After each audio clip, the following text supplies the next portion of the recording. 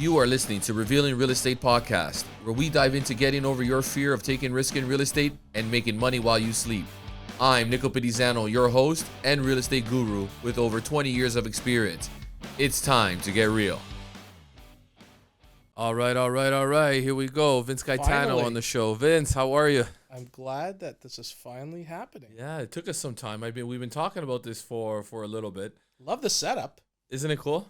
I love it. Thank you, man. I It's appreciate that. Yeah, we've been working on this. We got the entire room all soundproofed. Comfy couch. Right? Comfy couch, good setting. All we need is a little scotch and a cigar. We're and we're in heaven. But there's nothing like getting you on the show because as some of the listeners know and some that don't, we've been on 60 episodes now, revealing real estate live on Instagram. Over a year.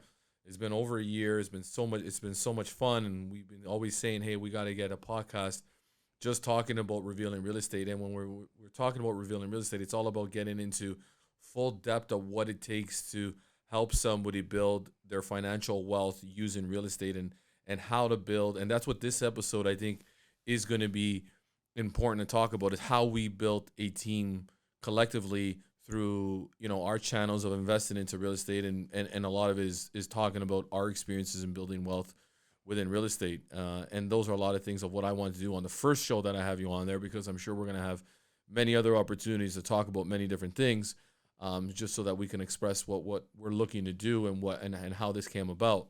So I think, why don't we just get right into it? What do you think? I'm ready. Good. So, we always, when we first came together, as two different sectors of the business, but kind of the same like-minded mindset to what we wanted to carry forward, whether it be to our team that we have, with me on the real estate side of things, you on the mortgage side of things. You have your kind of real estate portfolio that you've dabbled in, and myself as well. And it's like, when we really talk about how we've created or built our success and our wealth, it leveraged into one main common denominator, and that was making sure that we surrounded ourselves with the right people and built that right network of people around us that helped us throughout the process of building what we've built today. So I just want to dive in, Vince. How did you end up starting? Number one, before you got into the mortgage, like, what was it that made you get into mortgages? What was your background? How long you been in business for? A couple of threefold question on that, but maybe if you want to get into that. Well, I got in the mortgage business by mistake, I think. Started working in the bank part-time while in university, and through that experience ended up landing on the credit side at Canada Trust. This is before Canada Trust got purchased by TD Bank, and just grew really comfortable in the credit side. Back then, everybody wanted to be a stockbroker, everybody wanted to be an investment advisor. I really thought that the credit side had a lot to offer. Getting into the credit side was in the early 90s, and unfortunately, starting out of the gate, I was visiting homes with the bailiff repossessing property, so it wasn't a fun process, but it definitely provided some insight on the ugly side of the process. Yeah. But you know what? I really enjoyed it. Helping someone achieve home ownership is something that I think is very fulfilling for me. And, I'll tell you a funny story. When I worked in the branch world, I worked in a place called Thorncliffe Marketplace, which is the Eglinton Overlea area. A lot of new immigrants coming into the country, and we used to help people open up accounts, teach them how to bank in Canada. A lot of people didn't know how to do that. Yeah. And many times we'd help them how to, use a bank machine, the TD Green machines at the time. And I can't tell you how many times we've had people stuff coin in those things and jam up the machines, trying to save money. And many years later, I had a couple come see me. They found me, and they're buying their first home, and they asked if I remembered them. And I said, unfortunately, no, I didn't. And they said, well, we saw you on TV, and you helped us open up our first bank account, and we've now saved enough money to buy our first home. And that feeling, I got goosebumps when I tell the story, was one of the most fulfilling things you could ever imagine, because you help someone with the whole journey, coming to Canada as an immigrant, understanding how things work here, teaching them how to bank, and now helping them buy a home. So, that's something that was always paramount to me, is helping people. helping them build wealth, helping them use this home as a tool to create financial security for them and their family. And it's been a great ride.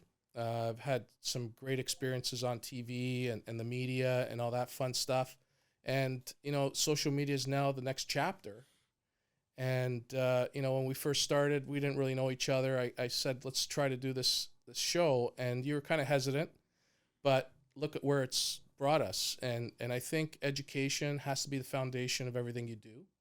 I think people resonate to that. Yeah. And if you're honest and authentic and really show an interest in their success, it could really bode well for a long, fruitful relationship. It's been doing really well with that, and I think our plan, our strategy throughout that was, well, listen, if we can change one life or one person's life into understanding what it's going to take to get into home ownership, or for those that are looking to get into investment properties and leverage and start leveraging the properties that they currently own, or somebody who's retired and looking to downsize, how do we educate them to say, hey, these are the things that you should be doing within that sector of your age at 65 to 75 or 55 to 75 years old, with reverse mortgages. And we talked about reverse mortgages today and how far that has come, and helping that generation, helping millennials into finding ways to get into the market, right, and building that wealth, and that's what the main idea was in the forefront in Revealing Real Estate at the time when we did it, was to get it on Instagram. And now we've brought it into a podcast because it's all about making sure that we provide that education, that knowledge base, and internally it does help us because at least people feel comfortable that if they're going to hand over their biggest investment that they ever make within their life, or whether they're going to be in the buying process, and what alternative lending is out there, or what ways we can get them into the best mortgage scenario for them to afford that purchase.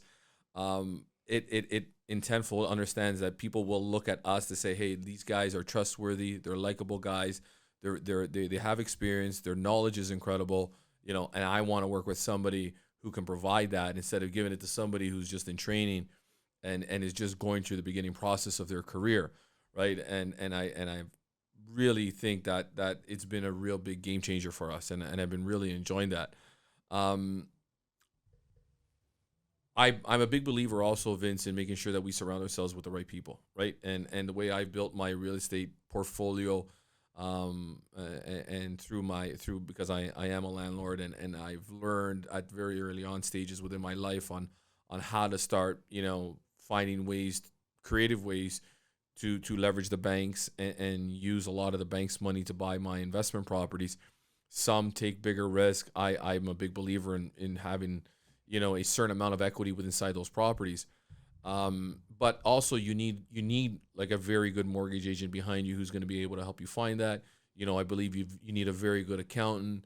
You need a solid lawyer who's gonna handle all the logistics and the legal aspects of your new business, right, career that you're going to be taking on.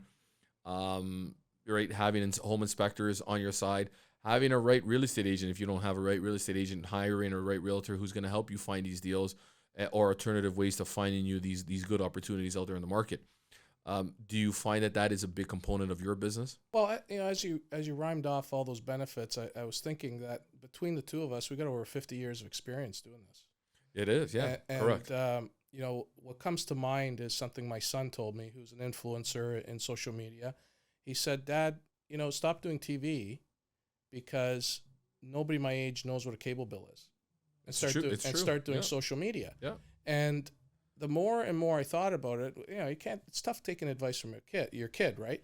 But one thing he said, he goes, Dad, nobody my age has the experience you have. And probably between the two of us, we've seen more things than we'd want to see. And we know what the traps are. We know what the concerns are. We know what not to do. And for new people entering the marketplace, that experience is invaluable. Yes.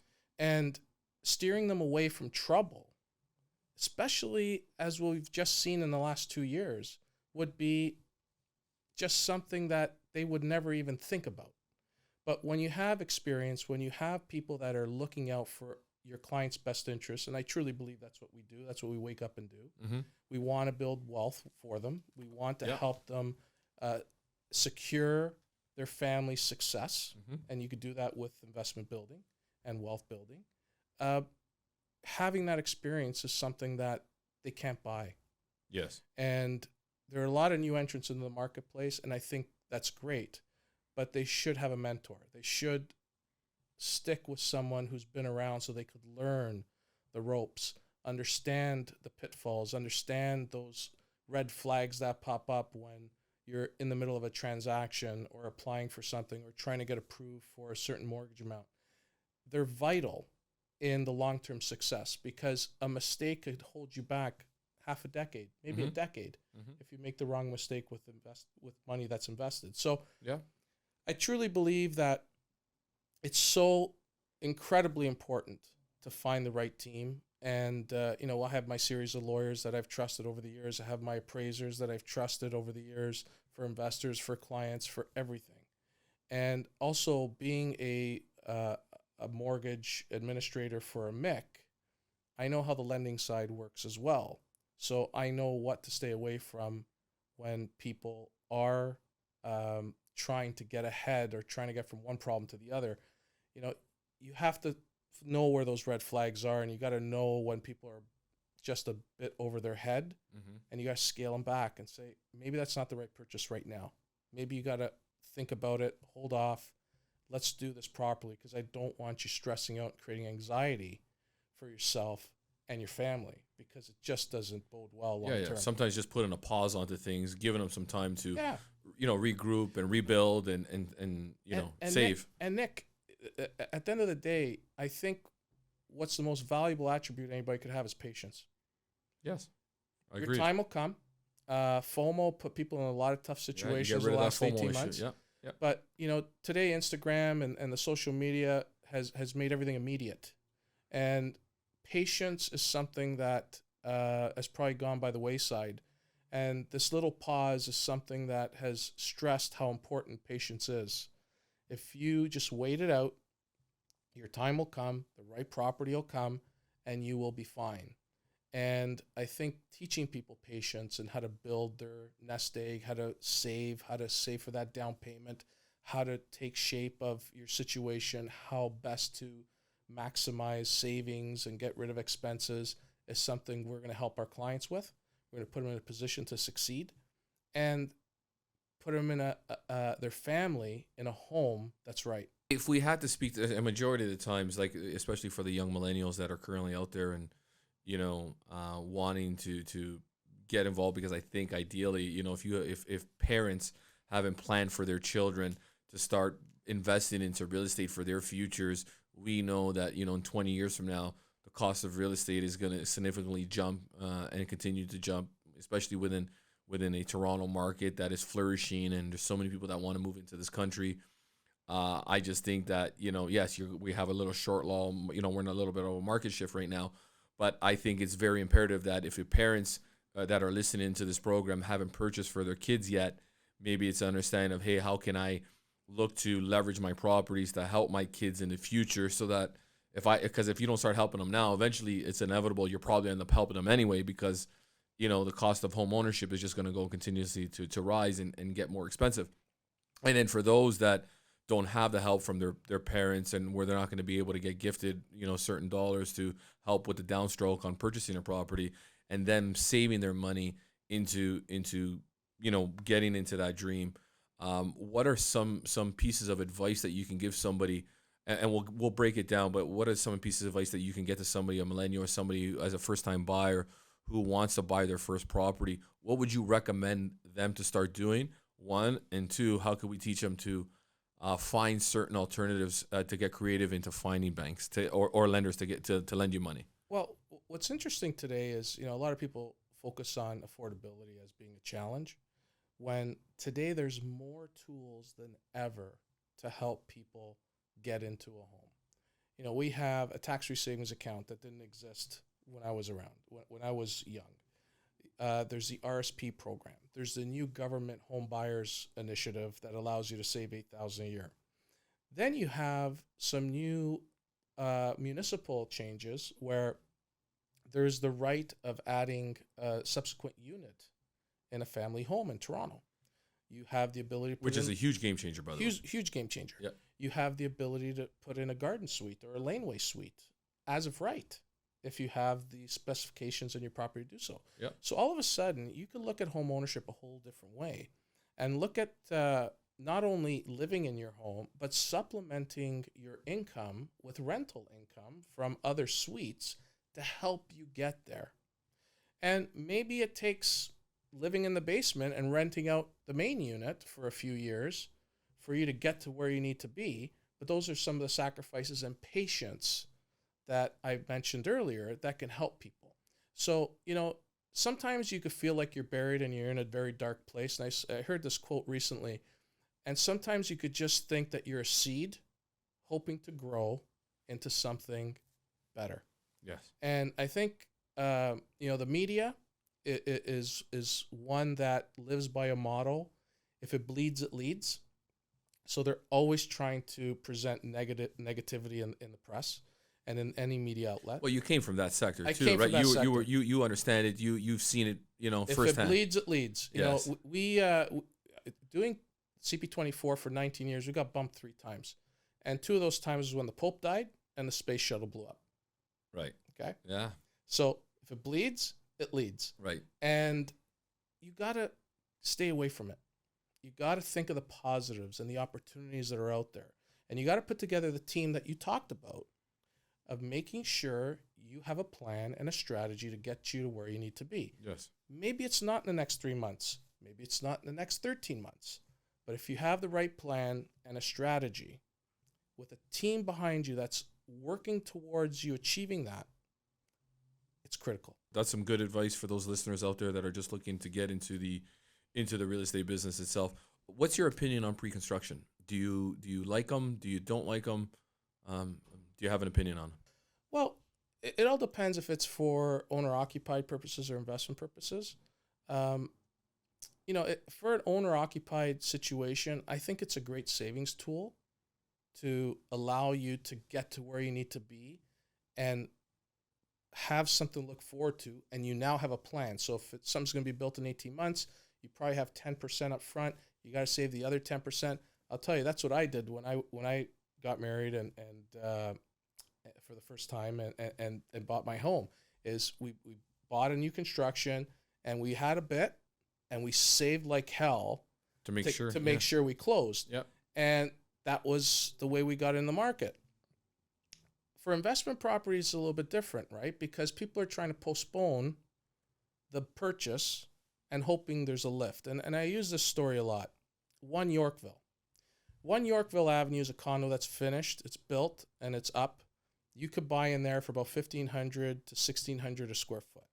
Okay? Mm-hmm. But you got to buy it now. Yeah. At 18 Yorkville, it's pre-con. It's selling for $2,500 a square foot. But it's not going to be ready for a few years. Yes. So if you're an investor, what would be the better return on your money? One Yorkville. Yorkville. Yeah, sure. Because I could get if I have the downstroke today, I'm making that investment now, and I'm going to start generating income exactly, now. Yes. right? But a lot of people are going to 18 Yorkville because I don't have to pay for it till 3-4 years down the road. Which allows them the opportunity to save up and build up that net worth, right? So that they can put more of a down payment on that. So pre-con has definitely caused an illusion out there because it's had a good run. And the question is, will it continue? The GTA has too many one-bedroom units. I don't know if those are going to be desirable down the road as people want to move in, want to stay in a condo and have a family. Like there's only so many people that could live in 600 square feet. Yeah. So it'll be interesting to see how that transpires over the next decade. But, there are quite a few units closing in 2023. I think in the first half of 2023, we got 18,000 new units being registered. And it'll be interesting to see how many close and how many end up on the assignment market. Yeah, and I think that's the difference too. If you bought if you bought the condo and you haven't made money from it because you bought in the peak of the market and now you got to sell it, Man, it's going to be tough for you to assign it because a lot of these Yeah. pre-constructions that allow you to sign them, and it's and all of them do. I haven't seen a builder in a while that hasn't given you the opportunity to do it. But if you can't assign it at a profit, then you're going to be stuck with the agreement because the law is black and white. If you Yeah, and people who bought in 2017, 2018, they're this, going to be I okay. still think they're okay. They're okay. Yeah, they Yeah. can still make some money from It's it. those folks that bought, low rise in the last year and a half Yeah, that I think is going to have a little yeah, sting. yeah. And this Christmas, they're going to find out how many people love them at the holiday At the whole, table. yeah, How many family Yeah. members love them enough to help them out and give them a little break. 100%. So we'll see what happens there. It'll be interesting to see how that works out. The right now, I find that listen, the market that we're in right now, I think there's going to be a lot of good opportunities come once we come through this. With this shift being in the market, we may be in this for some time. It could be 12 months, 14 months, could be 8 months. Nobody really has a crystal ball to really understand how long this recession will be, how long values will continue to decline, and when we're going to start looking at that graph to start going in an upward position. But I do believe currently right now, once we do start coming out of this market, the Toronto market will allow a huge opportunity for people to make tremendous return on investment, and I say that with the utmost sincerity because I know a lot of people that are sitting on a lot of cash right now that are going to be looking forward to picking up a lot of great deals, and you can find some really good opportunities out there. And you're talking $400,000 or $500,000 to the market that what was at one point in time. And the reason if I was going to get into a pre-construction deal today, it would have to be a deal that's going to close anywhere around 4 years from now. So I get a condo, most likely downtown Toronto in the city. You're still in transit, close to all good transit, right? Main artery roads. And I think those will be good opportunities because by the time we hit, 2027, 2028, I think we're going to have a difference of on a market. And I think the market will be a lot more healthier, especially at that point where I think there's going to have some upside to build up on that equity, even if you wanted to flip it and assign it or to close on it, generate some rental income on it, or just move into the place and save on the taxes if you needed to, right? But understand, the laws behind or the tax laws behind making that choice between what you're going to do with that condo when it's ready to close. So I think for those that are listening right now, I think there's a good opportunity to get into some pre-construction. Well, there's also the immigration issue, right? Like immigration is coming in at a flurry's pace. Yes. And traditionally, a new immigrant rents for about 36 months before they start to look to buy. And most of the time, they don't even come in Toronto first, right? They're going No. to New Brunswick where they need it and they want to feed that population where the government's pushing them to go. There's definitely going to be a supply issue kicking down the road that's going to need to be dealt with. Whether or not there's enough supply is anybody's guess. But these people are going to want to come and be a homeowner. Like they're coming to Canada because they want the dream of home ownership. And somehow they're going to have to deal with the supply issue. I don't think it's a problem now, but it'll definitely be a problem down the road. And I'm talking 3 to 4 years down the road. Yes. And so I like that timing you mentioned, the 4-year timeline Window. for that condo. Yeah. I wouldn't get something that's going to close in 18 months or 14 months, No. right? I would get something that's going to close in 3 to 4 years. Yeah. If I was going to do it and I wanted, if I had, 50, 60, 70 grand right now currently, and the builders are really giving you some really good incentives on deposit structure. They're good, and the spread out of that deposit. They're throwing in a lot of upgrades inside these condos right now.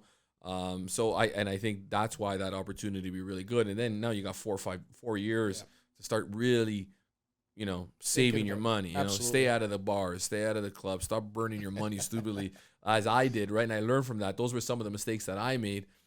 That I didn't need to go and buy all that that bubbly champagne and try to impress everybody through that process. What for, right? That money could have been put into better use. It's a different time. And it was a different time, right? And I'm sure that the time is still where that younger generation wants to have a good time and they're out there and they're really just spending their money that they really worked hard for, right? And I used to do that, and I think, man, I wish I saved a lot more of my money, So Anyways, I'm it just was a that's part of it was experience, right? definitely a different time. Things weren't as expensive as they are today, or maybe they seem expensive, but we've definitely seen a boom in the last decade in real estate, and a lot of it had to do with low rates. And low rates are a driver of this real estate boom. Now, I always tell people don't buy houses, they buy payments. And if rates remain high, it's going to be difficult for people to afford homes. Yeah, and I at first when you said that to me, I was like, man, what does he mean by that? People buy payments, and then now it's like it comes to like after all our shows, I really understand people do actually just buy Yeah. payments, and that's what really is driving the market to why if rates do go up, is controlling why values go down. That's right. Is because people are just so focused and fixated on that actual payment, what they're able to afford. I use a stat. I did it on a couple of the Instagram posts where, home ownership, home affordability has dropped because rates have gone up by about 22%, Right. and values have gone down by 22%. That's not a coincidence. It's simply because interest rates drive real estate. And fixed rates are going to level off a little bit. I think fixed rates are probably have hit their max, but we're still going to see a couple hikes on the variable side. And that impacts a lot of business type of lines of credits, operating facilities, variable mortgages, line of credits. A lot of business operating lines are all based on revolving facilities. So it's going to drive prices up. And when discretionary spending in households are impacted, it means there's less money available to buy a home. And we're seeing that with inflation. I sent my wife a little story today about a head of lettuce hitting like $8, Yeah. right? Yeah. So, it's crazy. We eat salads every night. And But think about when you got to produce that lettuce into a restaurant, right? How much they got to sell you that salad now for? yeah. Right. So everything's going up. It's tougher to save. But I think if people look at their spending, people look at their bank statements, their credit card statements, and they really see how much shit that they're really buying, get rid of it. Focus on the needs, get rid of the wants, and get rid of all the subscriptions you don't use. Yeah, because you got your fixed, right? You got your fixed expenses, and those fixed ones are always going to be there. But then how about the ones that those expenses that you don't need to really have, right? Now, how many do I need a subscription to Crave, to Netflix, to Prime, right, to Disney Plus? Do I need because all those little subscriptions they add up, right? Add your phone bill to that, add your gas bill to that, add your utility costs that you have, right? If you don't budget and start, reducing where you're spending your money, it's hard for you to save. And in the long run, Nick, we were in New York City a couple weeks ago, and we had some really great experiences in restaurants, to the point where you got people wanting to make sure you're having a good time. So when that bill comes and you're given that tip, they've really earned it. You come back here and the service is mediocre at best. People don't look you in the eye. People aren't walking to your seat, giving you a little chuckle, making you feel good. It's like, where's the service? And then you get your bill and they start at 20%, 20, 22, 25, 28. Hit the custom it's a big button. portion. Yeah. Hit the custom button and tip for the service you received. And don't be shy of just tipping 10%. Yeah. Because the reality is the service sucks. Yeah. Get better. Yeah. Improve. Yeah. And why am I starting at 20 points? And it keeps rising. And every time I look at it, it keeps rising, right? It's 18 starting at a minimum. Before it used to be 13. And it's 20% after tax. Look at how much you spend in goods and food, and tip on the why should I be tipping on my taxes? Yeah, you shouldn't be tipping on your taxes, right? So yes. Be smart about it. You save $20 here, $20 there, it starts adding up if you're out all the time. So I think people just got to be smarter with their money. I think people you got to look at the pennies, the nickels and the dimes in order to save the dollars. Yes. And people just got to get back to basics. And I think that's one thing I pride myself in. Financial literacy is one of the big foundations of our educational campaign when we do what we do. And I think people like that. They're gravitating to it, right? Because I think it's been different. I think it's something that people do want to hear about. And, not many people really understand what it really takes. So I think helping people one step at a time and being patient with it, I think, is the key. Yeah, and helping them remove that fear, I think, is the biggest obstacle that I see from my It's perspective. intimidating. It's intimidating, right? And people are like, "Oh, well, what happens if the market goes down?" Well, I'm in that situation. I just you continue just to rent out the property, right? You're gonna, especially Yeah, in this market, rental rates go up, right? And it's like, don't if you we can hold it for the long run, we it's have a important. whiteboard in our office, and it gets a lot of use. Right? And I tell everybody on my team, I said, use the whiteboard as much as you can. People are visual learners; they're not auditory learners. So sometimes you're telling them something, they don't quite grasp it. Percentage here, percentage there. They don't understand what that means. Show them what it means in a payment. Show them how much 10 basis points really is on a $100,000 mortgage. Yes. And once they visualize it, they get it a lot quicker. Yes. And we really pride ourselves in doing that, is helping people understand what they're dealing with. And when you come into a market where there's reverse mortgages, there's alternative financing, there's private mortgages, there's fixed variables, lines of credits, home equity shares, The bank of mom and dad. bank of mom and dad. Yep. Put everything on the table and then find out what works for people. Have them digest the information. Have them determine what could work in their particular circumstance. And then all of a sudden, you start seeing the plan come together, and they'll be a homeowner before they know it. Yeah, and before I make any move, like it's imperative that I sit down with somebody who knows, right? And how many times do I call you, Vince, say, this is my next plan. This is what I think about what I want to do. What's the best way to position me so that I'm making the right choice, right? And whether that may me wanting to start to build a house, or me looking to buy another investment property, and which property should I take it from, and how do I leverage that property to go and get myself approved so that I can buy another rental income property, because I love to, my goal was always to at least, and this was when I was in my 30s, when I just started into real estate, was to always grow to get one property a year, right? And I had to learn that, once I had bought my primary residence with my family, I got the house over my roof. Now I built up all this equity inside because it's grown through inflation over time.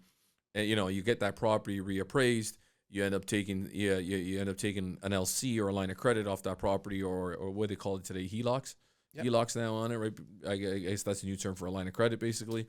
I used to get a line of credit on that property, right? I used that as my down payment towards my new secondary property. Rented that out, built the equity inside that property, went to the bank, got that property reappraised, re-leveraged, pulled all my money, left all the bank's money within that property. As that grew over time and over the years, as we know, real estate will always go up. And then I bought my third and my fourth and my fifth, and it just started with that one property. And I was very scared. I was young. I was really just starting out my career. I think my first year in real estate, I only made like $30,000. So it was risky, but again, it was sacrifice that I made. That every single deal that I did, and it was a goal that me and my wife had, that every single deal I did just went back into my line of credit to burn off that line of credit that I initially leveraged over, right? And it was just one of our goals and one of our disciplines that we really cut back, and we really didn't go to restaurants within that year, and we limited how many what cable services we were going to use, and we were really on a strict budget because we knew that if we did plan this way, our future wouldn't be so difficult, right? And now I'm here. You know what I mean? I'm in that position today. And Nick, it's funny, but when you think of it, and having done this a long time, you see a lot of shit, right? Yeah. So, I'll give you a story of how someone's win turned into a nightmare. So we had a client that won a Princess Margaret condo. Okay? Yeah. So you win a condo. That's a big win. So, a guy calls me, watches our show, and says, I need some help. And I said, okay, what's going on? He goes, well, I won this thing a number of years ago, but it's become a problem for me. One of his kids went to school downtown, so he let his son use this place from time to time when he needed to stay overnight. So they never rented it, but it's got a condo fee. It's got property taxes, and all of a sudden he's got a private mortgage on it. Yeah. Because all he could do is really afford his house and his mortgage payment. Yeah. So I kind of sat there and I said, okay, this shouldn't happen this way. Like, you never had a personal advisor helping you. You should have paid off your mortgage. You shouldn't have a mortgage. Yeah, correct. You should have a real mortgage on this, and you should be renting it out. Tell your son to take the subway and come home. Mm-hmm. If you're telling me he's using it once a week, well, that's not good enough. Yeah. Right? So he goes, well, okay, what do I do? We set him up. We refinanced it. We rented it out. We paid off his mortgage. We got rid of the private mortgage. He was paying like 13% first on like an $80,000 it's mortgage. eating up into all his profits. And it's like, it's so unnecessary. Yeah. And, you know, you show the light to this guy, and he's like, oh my God, I've spent 3-4 years chasing my tail, going in debt. And sometimes it's not that hard to figure out. And that's why, and we talked about that at the beginning of the show, is why that's where it comes to making sure that you set yourself up with the right team around you, with the people with the right experiences like yourself. And Norbert and I are looking at this transaction saying, how the hell can this guy be in this mess? And it's just ignorance, unknown. Yeah. You know, he stumbled on a big win, didn't realize what he had. He was excited, right? Yeah. Thought this is have my kid live there whenever he needs it, but it was causing him more hardship than it was worth. Yeah. And all of a sudden, you show them the light and what's possible, and you just turn their life around, and they're stuck, right? Like they're now saying, Vince, help me buy the next property. And now he's on his third, his fourth. So this is where people need to just stop and think about who's surrounding them as a team. You know, I've referred you clients, and you've told them they're in over their head. Yes. Right? Because condo fees are a little bit too high, property taxes were a little bit too much. Mm-hmm. Maybe they buy 905, avoid the land transfer tax in Toronto just by moving across the border. Little things like that are remembered. Little things like that are valuable to that buyer for the first time entering the space. And they remember it. And that's the key. Yes. Because you want long-term relationships with people who want to grow, want to build their net worth, and create their little empire. Yeah, and it's all about longevity, right? You're not in it for the short term. You're in it for the long term. And how do you create that? Well, you know, in that sense, in the services that we provide is, you know, and I tell people this all the time, it's like, you know, and money's always secondary to me, or, you know, even third, you know, that the money will be a byproduct. As long as I do what's right for the client, you know, I put the passion into making sure that I do whatever I can, not to sell what that person sold for down the street, right? Is to how can I attain to make sure that my client gets more than that person down the street? How do I break records? And that's what it's about, right? Is making sure that it's all about the client first, putting them in the right position. And if it means me walking away from a sale because, you know, it's not the right thing for them right now, and hey, maybe we should pause and hold off, you know, it's inevitable. Maybe down the road you're gonna sell that house anyway. They're gonna call you to sell that house. So why don't we just wait it out? Let's put you in a position, you know, to create that not to put you in a situation where it's going to cost you way more money to hold that property, especially within the market that they've gone down. Like people that have lost, you know, hundreds of thousands of dollars. Why force them into selling now? If there's an alternative where we can get them to hold, we'll get them to hold. And we sit down with them all the time and say, well, listen, can you afford to be running these kind of payments every single month? You know, with the income that you're making through inflation costs that is currently out there within the market, you know, ideally, yes, maybe now it's a time for you to sell, right? And you just want to make sure you're providing the right, honest advice. In cases like that, you know, we've seen a few people clear out their basements and put a basement apartment in, right? Which is a future, I think, right? You know, right? And all of a sudden we've kept them from selling. They maintain their home. They got some supplementary income to give them some help during this transitionary period. Yeah. And all of a sudden everybody's happy. Right? They don't have to relocate. They don't have to take the kids out of school. There's an alternative. And I hear this all the time when I go into houses. Like, oh, I don't want to have somebody in my basement renting it out. No, it's not for me. I just listen. At the end of the day, sometimes you got to make a little bit of a sacrifice, right? That's the key. And if you can learn, like, and I'm not saying this has got to be a 10-year plan, but I'm saying maybe a 12-month to 24-month plan where we generate a little bit of that extra income just to get you through the rough times, just to get this rut.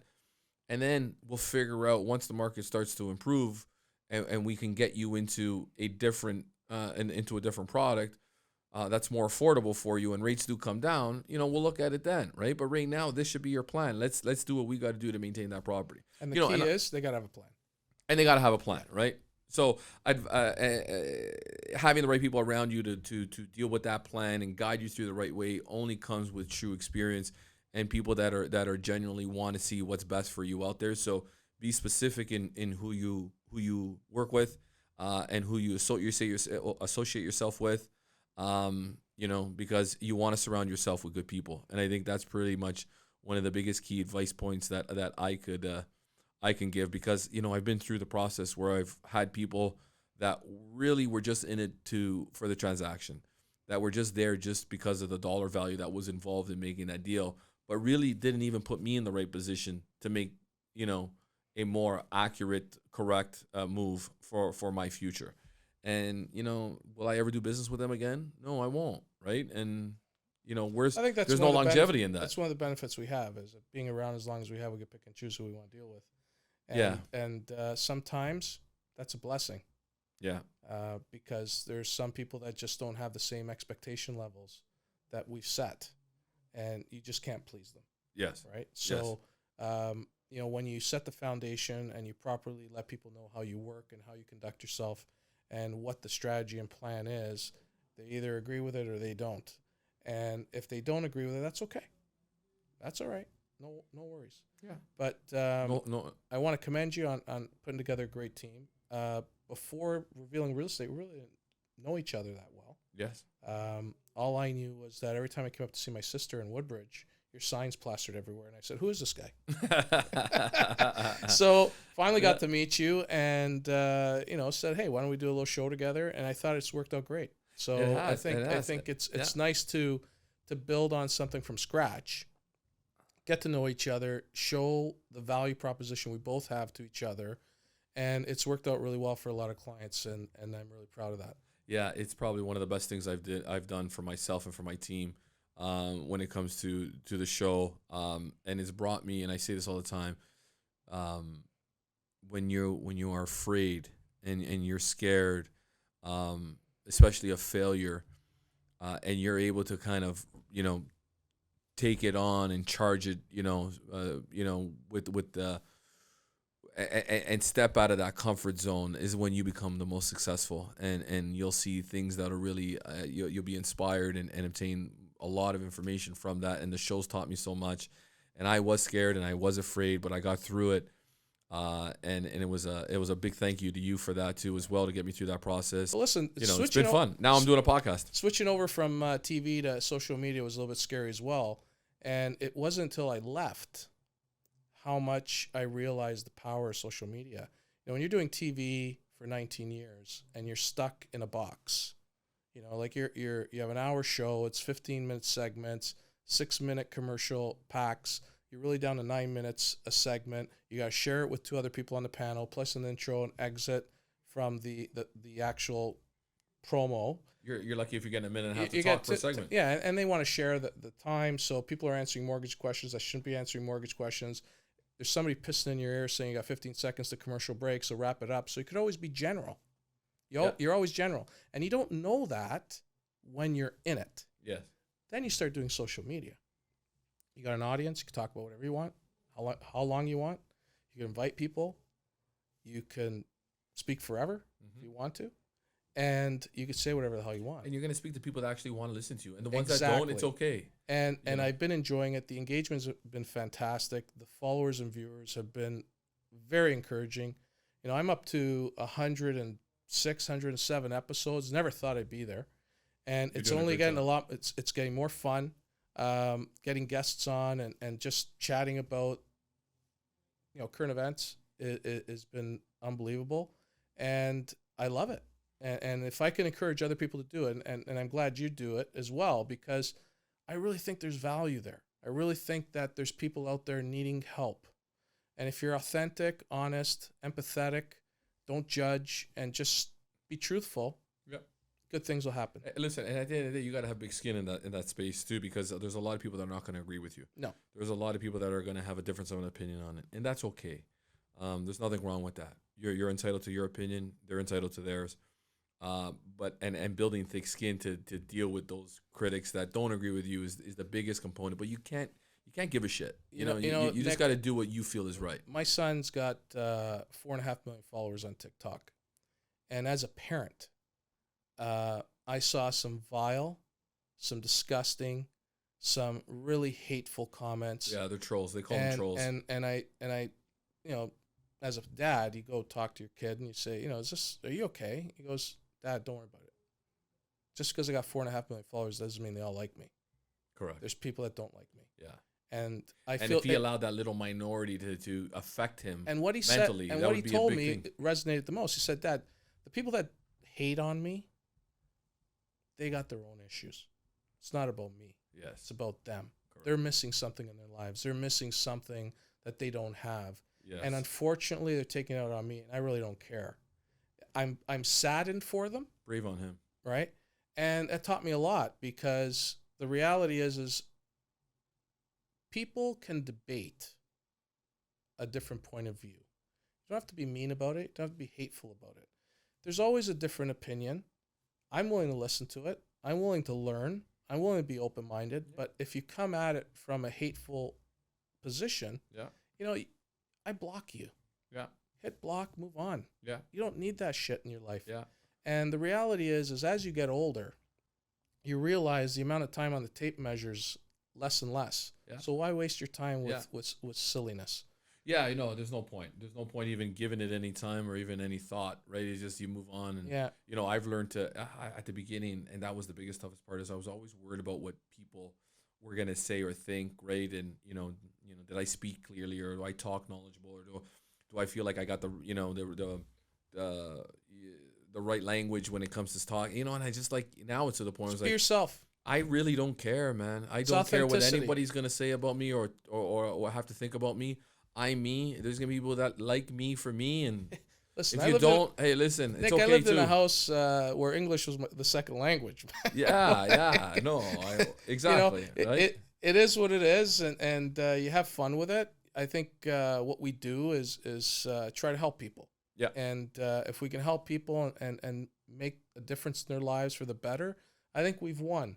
We're both fulfilled, and it's a win-win. But the haters, keep on hating, but don't Yeah. expect the reaction out of me, because there's a warning. It doesn't. Yeah, exactly. I agree. I'm gonna have one more question for you, Vince, because I know we're gonna have a lot of Okay. different topics to talk about. So I'm gonna leave off with this. You know, you're a successful guy. You've done very well for yourself. I'm sure there's a lot of sacrifice and hard work that you put into getting where you are today.